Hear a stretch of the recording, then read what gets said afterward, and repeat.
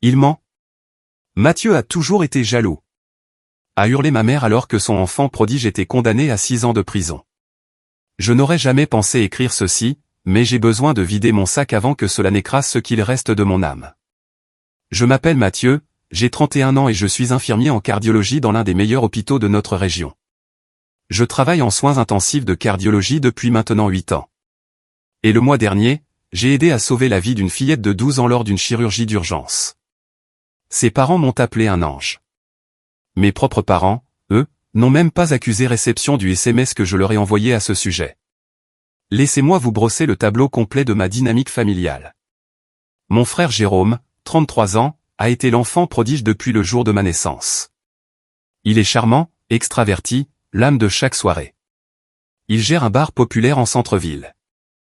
Et à en croire mes parents, il est en quelque sorte le messie réincarné matiné d'un magnate de la finance. Chaque réunion de famille commence par 20 minutes d'anecdotes sur Jérôme. Combien de célébrités sont venues à son bar? Comment il a organisé la meilleure fête du nouvel an de la ville? Comment il tisse des liens importants et construit quelque chose de spécial? Pendant ce temps, j'ai passé 4 ans en école d'infirmier, j'ai été diplômé avec la mention très bien et les félicitations du jury, j'ai obtenu ma certification en soins intensifs, et maintenant je tiens littéralement le cœur des gens entre mes mains pendant les opérations. J'ai perdu le compte du nombre de vies que j'ai contribué à sauver.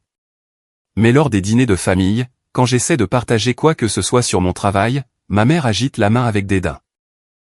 Oh, Mathieu, dois-tu toujours parler de sang et de mort?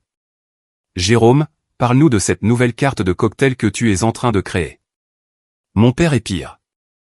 Il m'a dit à plusieurs reprises que j'avais choisi la voie de la facilité en devenant infirmier parce que cela consiste simplement à suivre les ordres des médecins. Il dit que Jérôme est un vrai homme d'affaires qui comprend comment le monde fonctionne. L'homme qui sert des boissons hors de prix à des étudiants ivres est apparemment plus accompli que le fils qui peut pratiquer une réanimation cardio-pulmonaire pendant 40 minutes d'affilée et ramener quelqu'un du seuil de la mort. En grandissant, ça a toujours été comme ça. Jérôme obtenait un 10 en maths. Il est juste trop créatif pour les matières classiques. J'avais 18 de moyenne générale. Eh bien, l'école est facile pour certaines personnes. Jérôme, lui, est débrouillard. Jérôme a craché sa 3e voiture à 22 ans. Il faut bien que jeunesse se passe. J'ai cumulé 2 emplois pour payer mes propres études. Mathieu a toujours été si sérieux. Il pourrait apprendre à profiter un peu de la vie comme son frère. Le point de rupture est survenu la semaine dernière. Je venais de terminer une garde épuisante de 16 heures où nous avions perdu un patient, un père de 3 enfants qui me rappelait tellement mon propre père. J'étais émotionnellement vidé, physiquement épuisé, et j'avais juste besoin d'entendre une voix familière. J'ai appelé ma mère. « Salut, mon chéri », a-t-elle répondu, mais je pouvais entendre la distraction dans sa voix. « Je peux te rappeler ?» Jérôme est là et nous montre des vidéos de son voyage à Monaco. Savais-tu qu'il a eu un traitement VIP dans 3 clubs différents? Le propriétaire de l'un d'eux veut même s'associer avec lui sur un gros projet. N'est-ce pas excitant? J'ai raccroché sans dire au revoir. C'était jeudi. Le samedi, j'ai reçu un appel de mon organisme de crédit immobilier me posant des questions sur les récents changements apportés à mon titre de propriété. Quel changement? Je n'avais fait aucun changement. Après 2 heures d'aller-retour, ils m'ont envoyé les documents par email. Là, noir sur blanc, se trouvait un avenant ajoutant Jérôme comme propriétaire à 50% de ma maison. La maison pour laquelle j'avais économisé pendant 6 ans, la maison que j'avais rénovée de mes propres mains pendant mes jours de congé. La signature sur le document était la mienne, ou du moins elle y ressemblait trait pour trait. J'ai immédiatement appelé Jérôme. Il a ri. Littéralement ri. Allez, frérot, a-t-il dit comme si tout cela n'était qu'une grosse blague.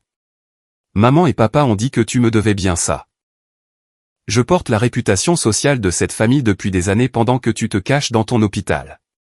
En plus, tu gagnes bien ta vie. Tu peux te permettre de partager.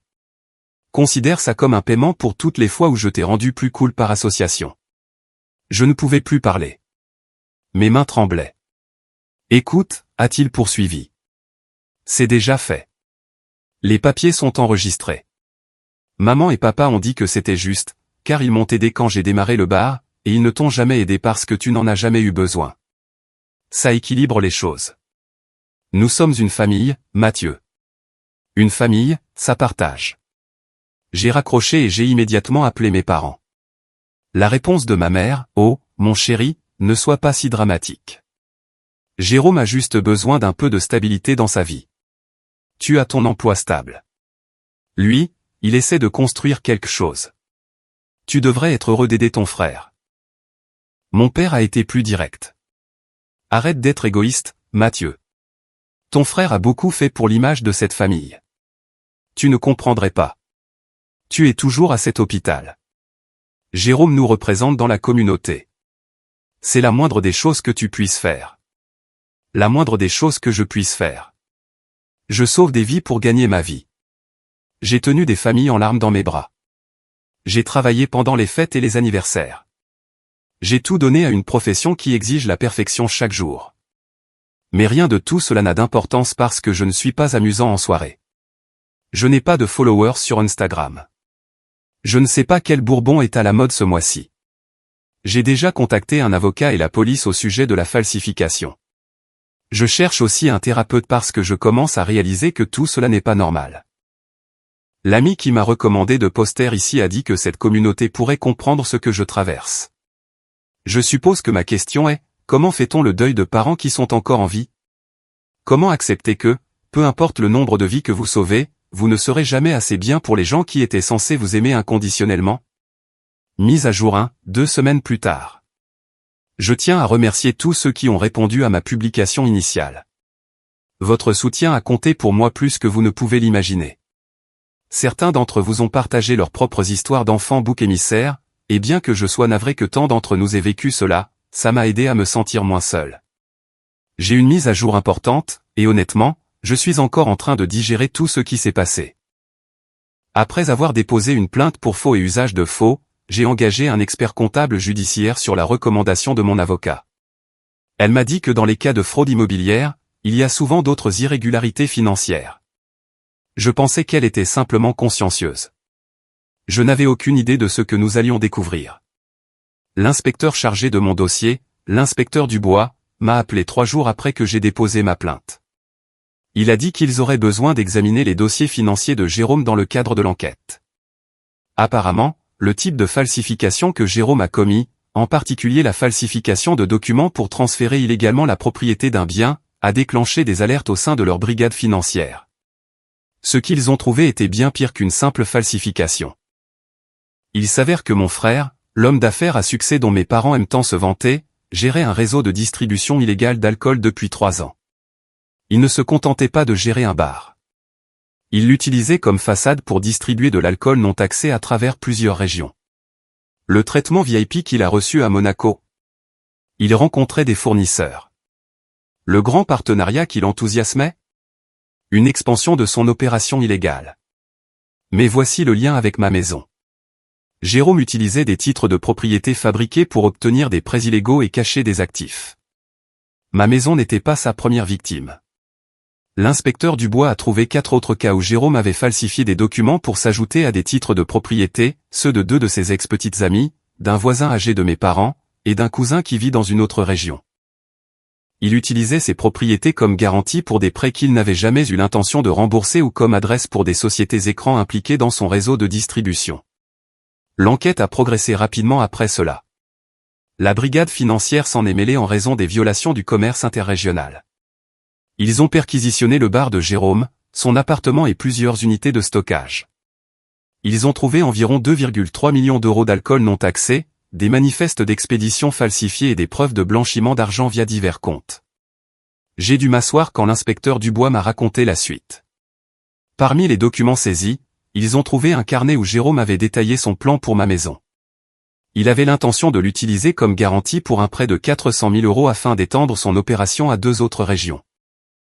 Il y avait des notes sur le fait que j'étais trop naïf et faible pour me défendre.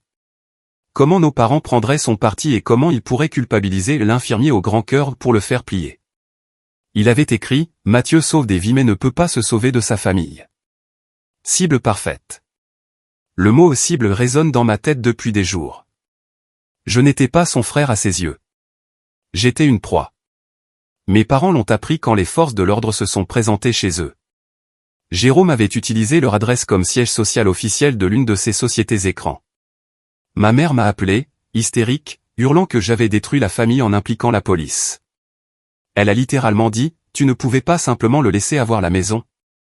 Regarde ce que tu as fait maintenant. Mon père a été pire. Il s'est présenté à l'hôpital pendant ma garde, provoquant une telle scène que la sécurité a dû l'escorter à l'extérieur. Il n'arrêtait pas de crier que j'étais jaloux du succès de Jérôme, que j'avais tout inventé parce que je ne supportais pas de ne pas être le centre de l'attention. Plusieurs de mes collègues ont été témoins de cela, y compris ma superviseure, Marie, qui a été d'un soutien incroyable à travers tout ça. Jérôme a été arrêté hier. La police a saisi tous ses actifs, y compris le bar, 3 véhicules et plusieurs comptes bancaires. L'expert comptable estime qu'il doit près de 4 millions d'euros en impôts, amendes et dédommagements à ses victimes. Il fait face à des accusations au niveau national pour évasion fiscale, fraude électronique, faux et usage de faux, usurpation d'identité et gestion d'un réseau de distribution illégale d'alcool. Son avocat, commis d'office car ses actifs sont gelés, dit qu'il risque de 15 à 20 ans s'il est reconnu coupable de toutes les charges. Je suis allé le voir en prison. J'avais besoin de le regarder dans les yeux et de lui demander pourquoi. Vous savez ce qu'il a dit? Tu as tout eu facilement, Mathieu. L'école, le travail, la respectabilité. Moi, j'ai dû me battre pour attirer l'attention, pour le succès. Maman et papa ne m'aimaient que parce que je leur donnais une belle image. Toi, tu étais juste naturellement bon. Tu n'as jamais eu à faire un spectacle pour leur amour. Alors oui, j'ai pris ce dont j'avais besoin. Tu ne comprendras jamais ce que c'est que de devoir mériter sa place dans cette famille. Je suis parti sans rien dire de plus. Il n'y avait rien à dire à quelqu'un d'aussi délirant. Le plus douloureux, c'est que mes parents le défendent toujours. Ils ont lancé une cagnotte en ligne pour sa défense juridique, affirmant qu'il est la victime d'un complot monté par un frère jaloux et un gouvernement abusif. Ils ont dit à la famille élargie que je faisais une dépression nerveuse, que j'avais toujours été instable, que Jérôme essayait juste de m'aider à gérer mes finances parce que je n'en suis pas capable. Mais voici le truc. Mes collègues se sont ralliés à moi. Marie a organisé un système de soutien au travail. L'équipe de chirurgie cardiaque avec laquelle je travaille le plus souvent m'a emmené dîner et m'a laissé pleurer devant quelques bières. Le docteur Durand, notre chirurgien cardiaque en chef, m'a pris à part et m'a dit, « Mathieu, vous avez sauvé plus de vies en 8 ans ici que votre frère n'en a jamais aidé de toute sa vie. Ne laissez personne, surtout pas votre famille, vous faire oublier votre valeur. » Je suis maintenant en thérapie 2 fois par semaine. Ma thérapeute est spécialisée dans les traumatismes familiaux et quelque chose appelé le syndrome de l'enfant bouc émissaire. Elle dit que mes parents ont créé cette dynamique il y a longtemps. Jérôme ne pouvait maintenir son statut d'enfant prodige qu'en s'assurant que je reste le bouc émissaire. Et j'ai inconsciemment choisi une profession où ma valeur serait indéniable, où des vies dépendent littéralement de ma compétence, parce que j'essayais désespérément de prouver que j'avais de la valeur. Je ne fais pas cette mise à jour pour la sympathie. Je la fais parce que certains d'entre vous l'ont demandé et parce que je veux que les autres enfants boucs émissaires le sachent. Parfois, le piédestal de l'enfant prodige est bâti sur des fondations criminelles. Parfois, le récit familial est si tordu que la vérité ressemble à de la trahison. Et parfois, se sauver soi-même signifie laisser tout le château de cartes s'effondrer, même si l'on vous reproche le coup de vent qu'il a fait tomber. Mise à jour 2, 6 semaines plus tard. Cette mise à jour est plus difficile à écrire que les autres, mais j'ai promis de vous tenir tous informés.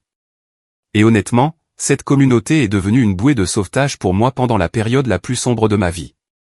Le cas de Jérôme a avancé dans le système plus rapidement que prévu. Il a accepté une négociation de peine plutôt que d'aller au procès. Les preuves étaient accablantes, et son avocat l'a convaincu que se battre ne ferait qu'allonger sa sentence.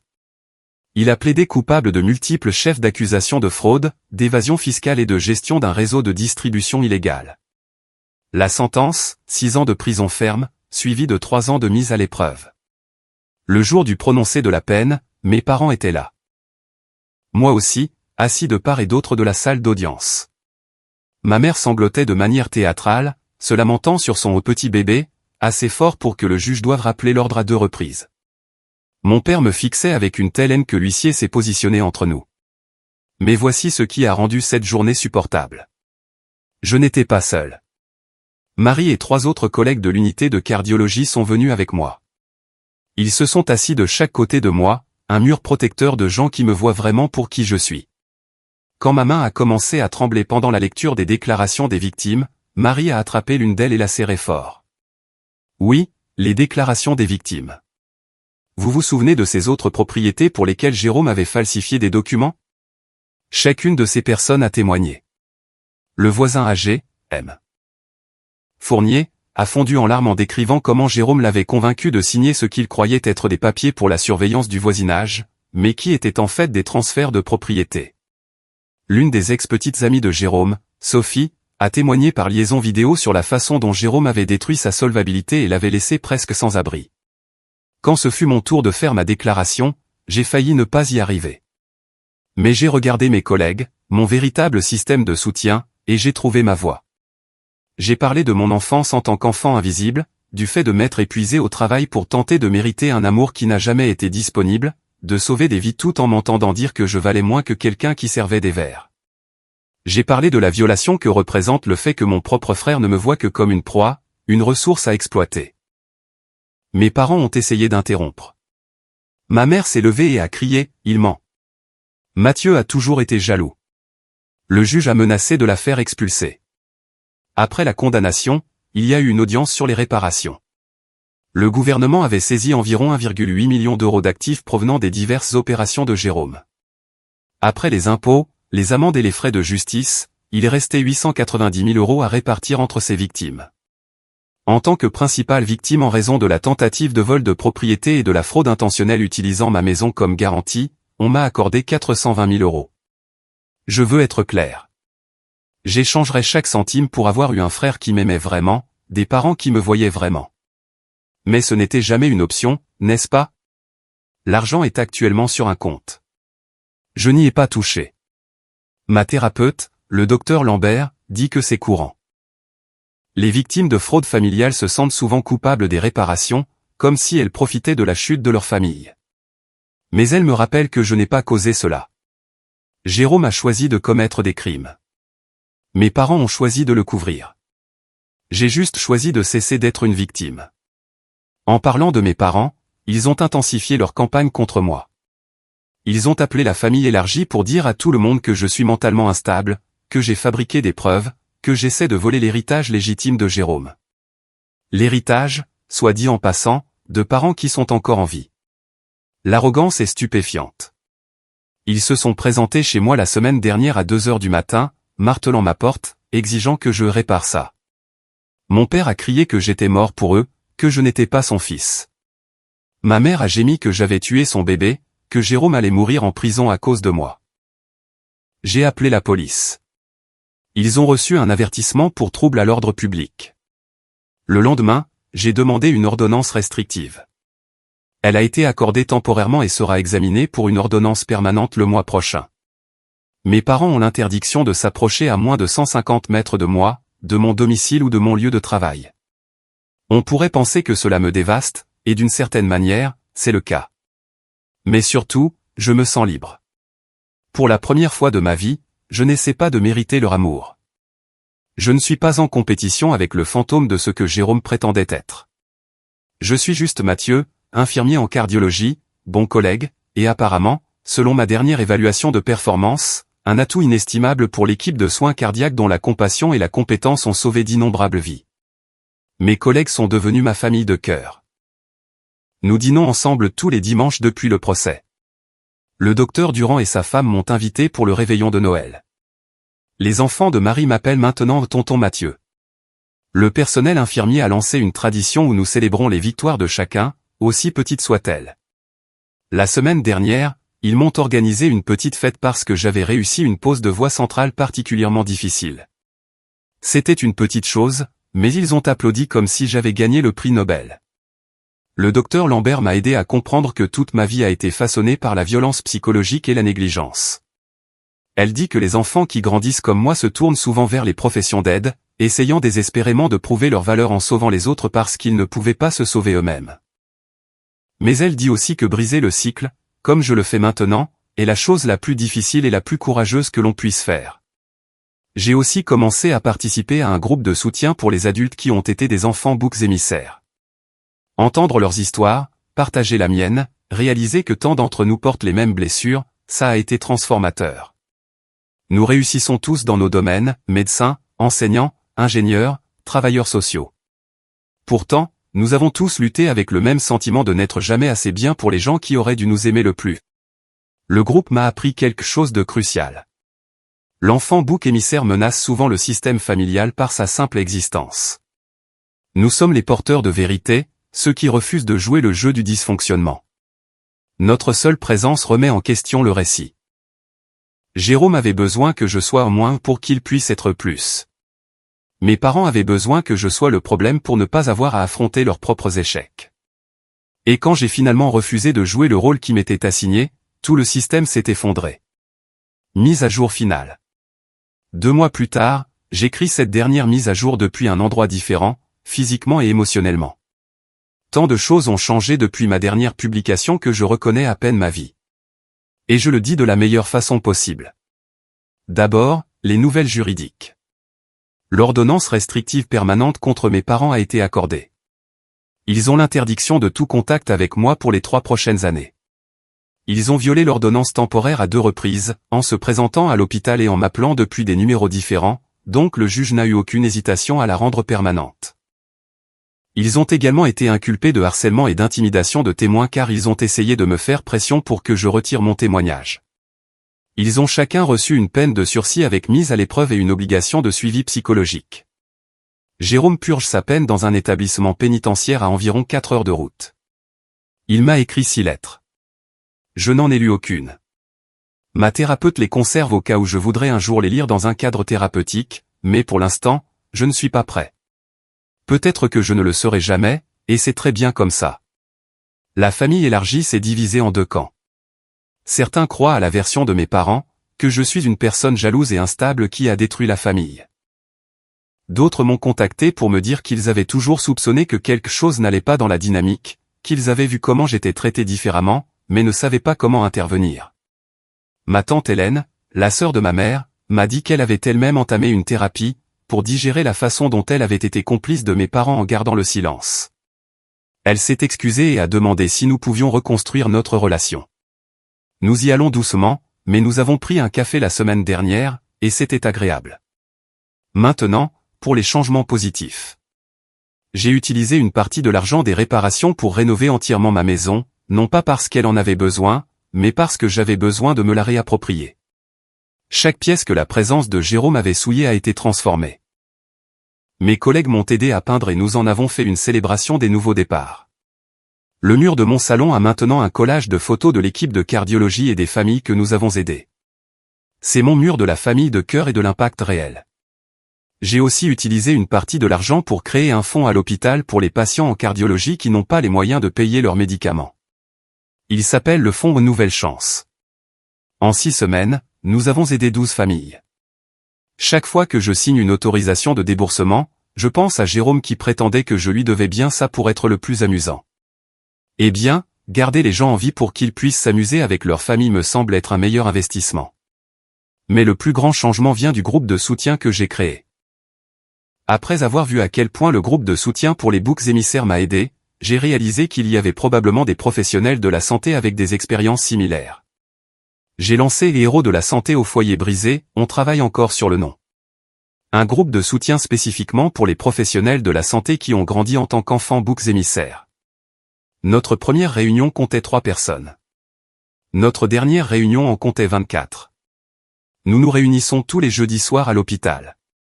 Nous parlons de la façon dont notre traumatisme d'enfance nous pousse à sauver les autres, comment nous cherchons la validation à travers notre travail, comment nous luttons avec le syndrome de l'imposteur malgré nos réalisations. Mais nous célébrons aussi les victoires des uns et des autres, nous nous soutenons dans les moments difficiles, et nous nous rappelons que notre valeur n'est pas déterminée par notre productivité ou l'approbation de notre famille. Le docteur Durand est intervenu lors d'une réunion en tant qu'invité.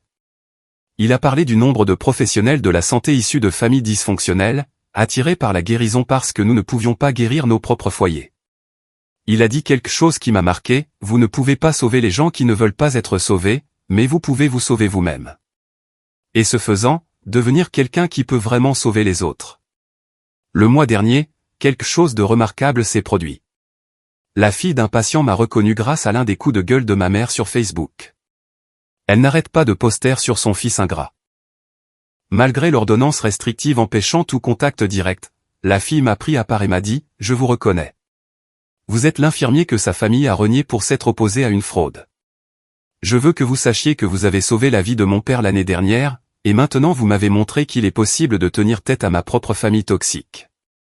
Vous êtes un héros, 2 fois. Mes collègues sont devenus plus que ma famille de cœur.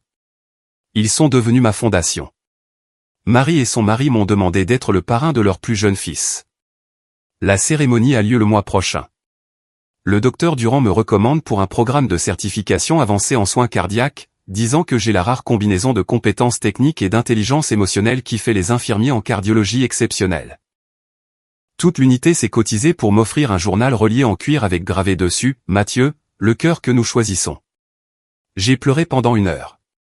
Mais le changement le plus profond est peut-être venu d'une source inattendue. La semaine dernière, la sœur de ma mère, Hélène, m'a transféré une lettre que ma mère lui avait écrite, mais jamais envoyée. Hélène l'a trouvée en aidant à trier certaines affaires de ma grand-mère.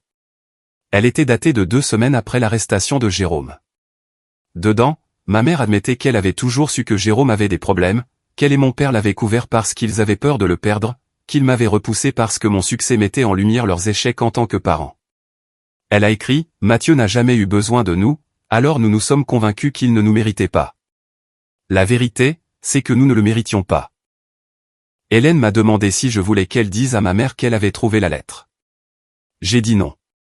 Cette lettre était la vérité de ma mère dans un moment de lucidité, mais elle a choisi de l'enterrer et de continuer le récit selon lequel je suis le méchant. C'est son choix. Je fais le mien. Je choisis de voir ma valeur à travers les yeux du patient de 94 ans qui m'appelle son ange.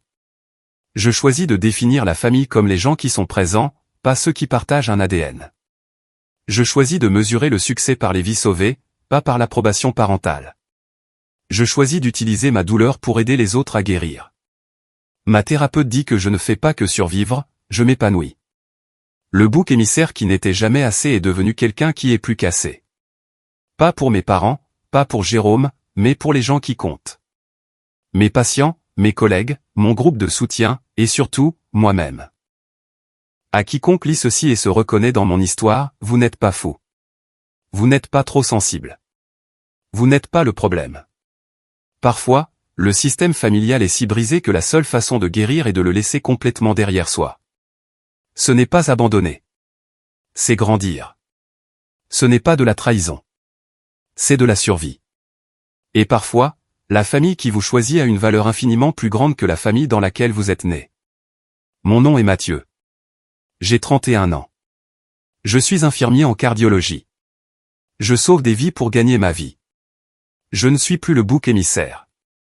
Je ne cherche plus l'approbation de personnes incapables de la donner. Je suis enfin assez. Et à Jérôme, si jamais tu lis ceci depuis ta prison, tu avais raison sur une chose. Je n'ai jamais eu à faire un spectacle pour l'amour de nos parents.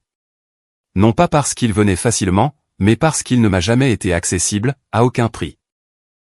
La différence, c'est que tu t'es détruit en essayant de mériter quelque chose qui t'était donné gratuitement. Tandis que je me suis construit malgré le fait qu'on me le refusait. Tu avais leur amour et tu as tout perdu. Je n'ai jamais eu leur amour et j'ai tout gagné. Le cœur qui n'était jamais assez. Il bat très bien. Fort, stable, et entouré de gens qui l'apprécient vraiment. Merci à tous d'avoir suivi mon parcours. Votre soutien a été essentiel. Note finale. Le groupe de soutien et héros de la santé au foyer brisé compte maintenant 47 membres réguliers et s'est étendu à 3 réunions hebdomadaires. Nous avons lancé un programme de mentorat pour les étudiants en santé issus de milieux similaires. Le fonds Nouvelle Chance a aidé 58 familles en 4 mois. Je travaille toujours dans l'unité de cardiologie. Je sauve toujours des vies, mais maintenant je le fais en tant que personne qui sait que sa valeur n'est pas déterminée par ceux qui refusent de la voir, mais par ceux dont le cœur dépend littéralement du mien. Et parfois, tard dans la nuit aux soins intensifs de cardiologie, lorsque je surveille un patient dont le cœur se bat pour continuer à battre, je pense que les cœurs sont des choses remarquables. Ils peuvent être brisés, malades, attaqués et négligés. Mais avec les bons soins, le bon soutien et le bon environnement, ils peuvent guérir, devenir plus forts et battre à leur propre rythme. le mien le fait enfin.